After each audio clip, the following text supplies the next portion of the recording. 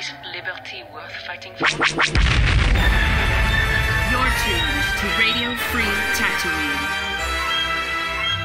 with your host, Sean. Right now, I feel I can take on the whole Empire myself. Amy. Technically, I outrank you, right? And John. I don't even know what I'm doing here. We're wasting our time.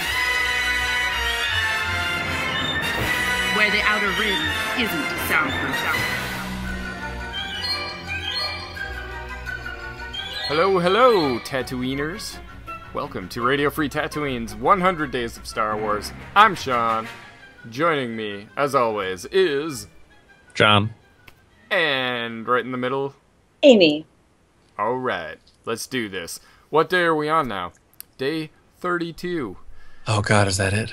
Day 32 is the silliest thing in Star Wars. There have been some silly things. There have been a lot of silly things. Lot of silly things. Yeah. Amy, why don't you start us off this week? Or this day. Today. Silliest thing. The ability of... I would say the inability of the Empire to do pretty basic things, and most specifically... battle the Ewoks. Ooh, okay. I was going to say cover an exhaust port, but... I thought about it. I was like... On your second Death Star. On your second one, you cover the exhaust port. It wasn't the exhaust port on the second one. No, it wasn't. Right? It's the... Yeah, so... It was like a maintenance shaft or something. Totally not an exhaust port.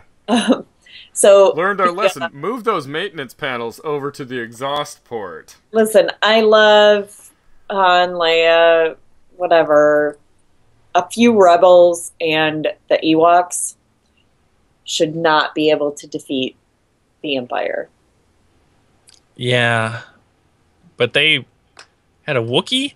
I don't know, man. It was... You ever see the Mythbusters?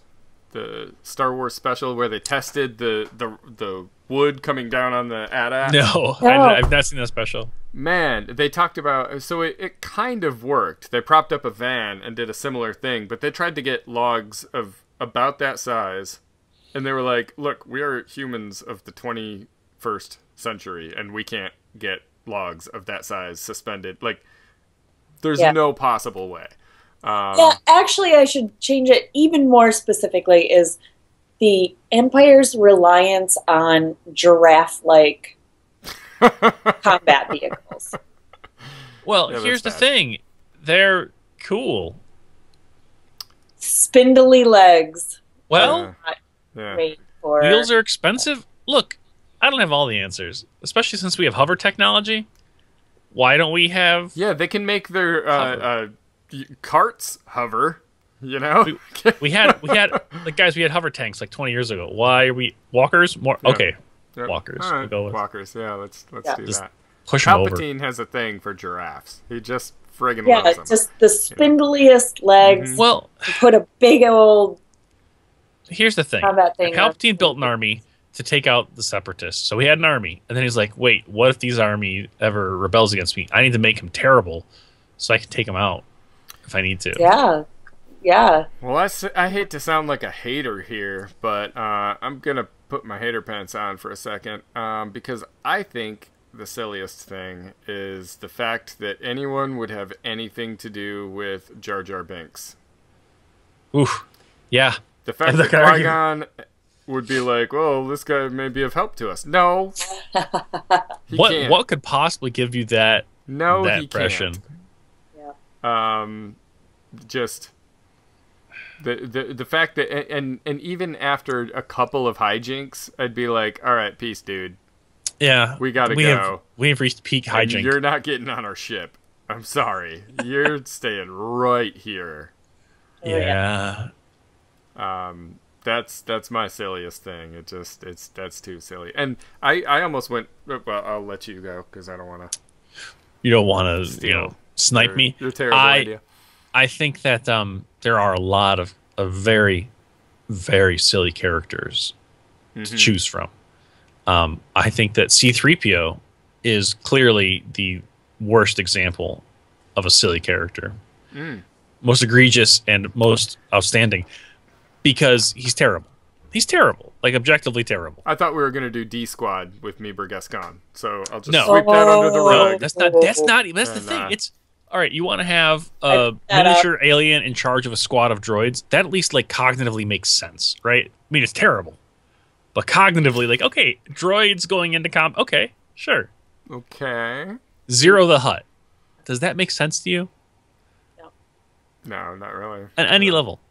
C-3PO. My phone's yelling at me because it died.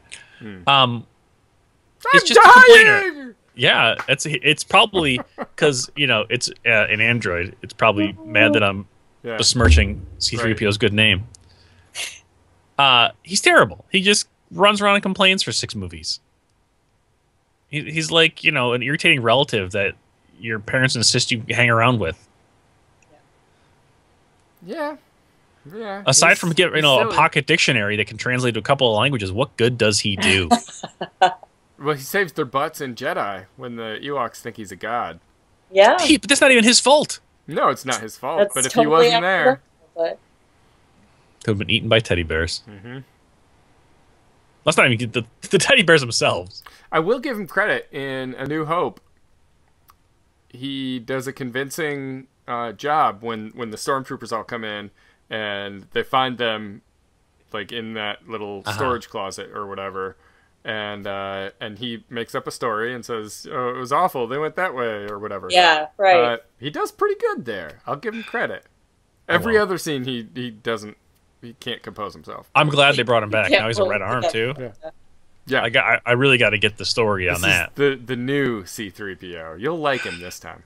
It's red because he's killed so many of his foes that it's stained with the blood of them.